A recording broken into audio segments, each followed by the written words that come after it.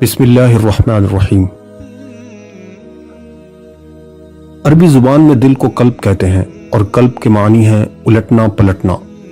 قلب کو قلب اس لیے کہا جاتا ہے کہ وہ الٹتا پلٹتا رہتا ہے، اس کی حالت یکساں نہیں رہتی۔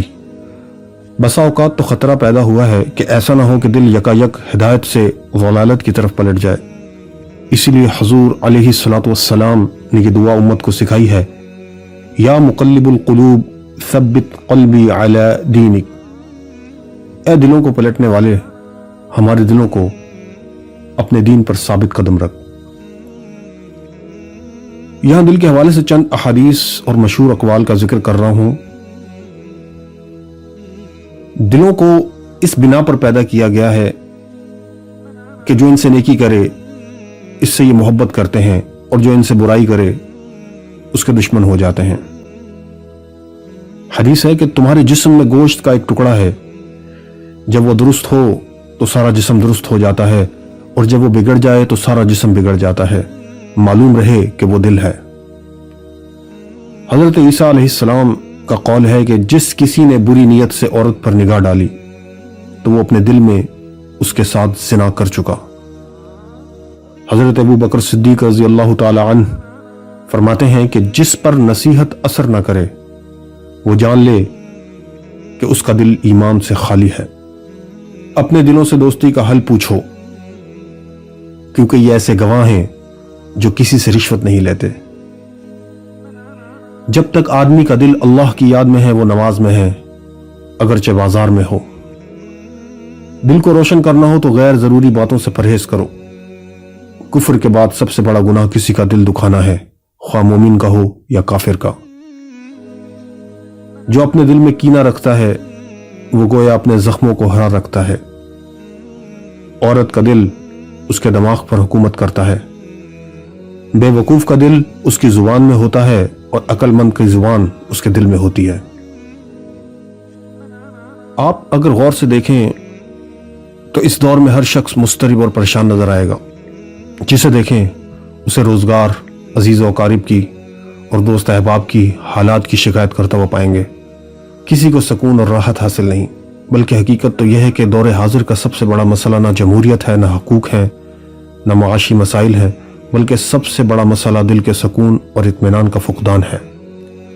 حالانکہ آج کے انسان کو راحت اور آسائش کے وہ وسائل اور سامان حاصل ہیں جن کا اس کے آباء و اجداد نے کبھی تصور بھی نہیں کیا ہوگا۔ یہ فراٹے بھرتی کاریں، یہ دنوں کا سفر گھنٹوں میں طے کرنے والے ہوائی جہاز، یہ نرم و گداز گدھیلے گدے، یہ فریج، یہ ایئر کنڈیشن، یہ ساری چیزیں ہمارے آباء و اجداد کو کہاں حاصل تھیں؟ لیکن اس کے باوجود وہ ہمارے مقابلے میں زیادہ پرسکون زندگی گزارتے تھے، اور ہم راحت کے تمام اسباب کے باوجود مضطرب اور پریشان ہیں۔ بلکہ صورتحال کچھ ایسی ہو گئی ہے کہ جن لوگوں کو زیادہ آسائشیں میسر ہیں وہ زیادہ پریشان ہیں۔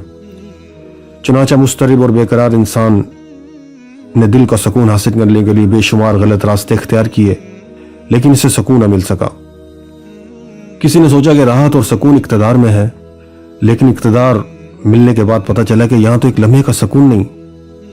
عبد الرحمن الداخل جو اسپین میں 50 برس تک مطلق العنان بادشاہ کی حیثیت سے حکومت کرتا رہا، جب دنیا سے رخصت ہوا تو لوگوں نے سنا وہ کہہ رہا تھا کہ میں نے اپنی پوری زندگی میں صرف 14 دن سکون کے دیکھے ہیں۔ کوئی سمجھتا ہے کہ سکون دولت کی کثرت سے ملتا ہے، لیکن ہم دیکھ رہے ہیں کہ بڑے بڑے سرمایہ داروں کا یہ حال ہے کہ انہیں کاروباری اور دوسری پریشانی کی وجہ سے راتوں کو نیند نہیں آتی، اور وہ خواب آور گولیوں کے بغیر سو نہیں سکتے۔ یونان کے کروڑ پتی اوناسس کی بیٹی کرسٹینا اپنے باپ کی وارث اور یونان کی صنعت جہاز رانی کی ملکہ ہے، مگر اس ساری دولت سے وہ دل کا سکون نہیں خرید سکی۔ وہ ساری دنیا میں ماری ماری پھرتی ہے۔ اس نے کئی شادیاں کی مگر پھر بھی اسے سکون نہ مل سکا۔ کسی کا خیال ہے کہ اگر انسان کی جنسی خواہشات پوری ہو جائیں تو اسے سکون مل سکتا ہے، چنانچہ یورپ میں جنسی خواہشات کے لیے زنا عام کر دیا گیا۔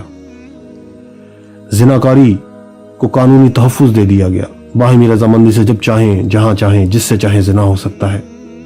بیویوں کا آپس میں تبادلہ ہو سکتا ہے، عورتیں کرائے پر مل جاتی ہیں۔ انڈیانا اسٹیٹ میں ایک شہر آباد ہے جس میں چھوٹے بڑے مرد اور عورت سب مادرزاد ننگے رہتے ہیں، لیکن اتنی آزادی کے باوجود اس طرح کا یہ عالم ہے کہ امریکہ میں ہر 3 منٹ میں ایک قتل ہوتا ہے، ہر 13 سیکنڈ میں ایک زنا بالجبر کیا جاتا ہے، हर 81 सेकंड में कोई ज़बरदस्त डाका पड़ता है।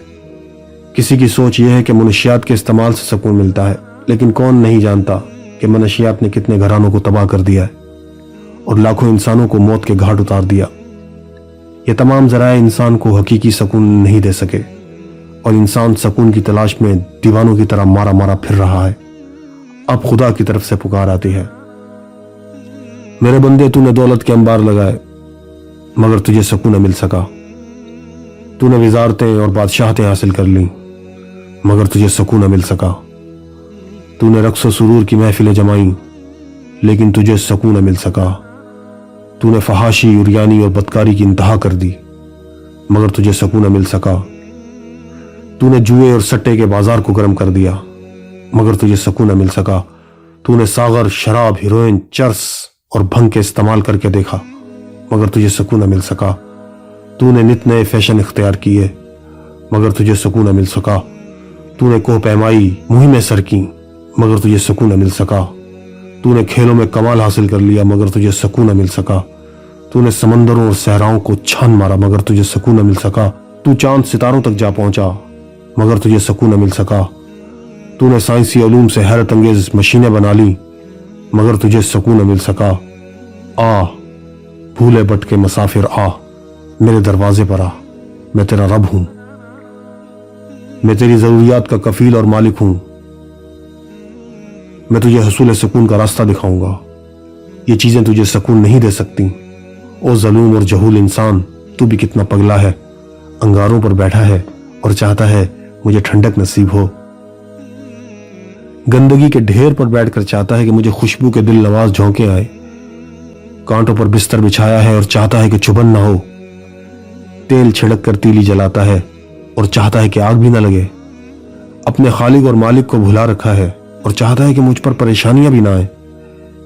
ओ मेरे पागल बंदे, तुझे नसीम व ज़र की छना छन सुकून दे सकती है, न तख्त व ताज तेरे दिल के इस्तराब को दूर कर सकता है, न रक्स व सुरूर और म्यूजिक तेरी कल्बी बीमारियों का इलाज है, न जनाकारी और फहाशी तुझे मुतमईन रख सकती है, न मनशियात का इस्तेमाल तेरे कल्ब व दिमाग को सुकून दे सकता है। अगर तुझे सुकून मिला तो मेरी याद के छांव में मिलेगा, मेरे जिक्र की खुशबू से मिलेगा। अला बिज़िक्रिल्लाहि तत्मइन्नुल क़ुलूब। तुम्हें दिल का सुकून और सच्ची खुशी अल्लाह के जिक्र के बगैर कभी हासिल नहीं हो सकती। तुम जब तक गुनाहों को नहीं छोड़ोगे तुम्हारी परेशानियां कभी दूर नहीं होंगी। आइए आज हम अहद करें कि आज के बाद हम कभी भी जिंदगी के किसी शोबे में किताब और सुन्नत की मुखालफत नहीं करेंगे। फिर देखिएगा हमें सुकून और कल्ब कैसे हासिल होता है। हमारा घर जन्नत का नक्शा पेश करेगा। हमें रूखी सूखी रोटी में वो लज्जत नसीब होगी जो मरा को मुरगन ग़िज़ाओं में नसीब नहीं होती। हमें घास फूस के बिस्तर पर ऐसी नींद आएगी जो अल्लाह के बागियों को हरीर और कम ख्वाब के बिस्तर पर नहीं आती। अस्सलामु अलैकुम व रहमतुल्लाहि व बरकातुहू।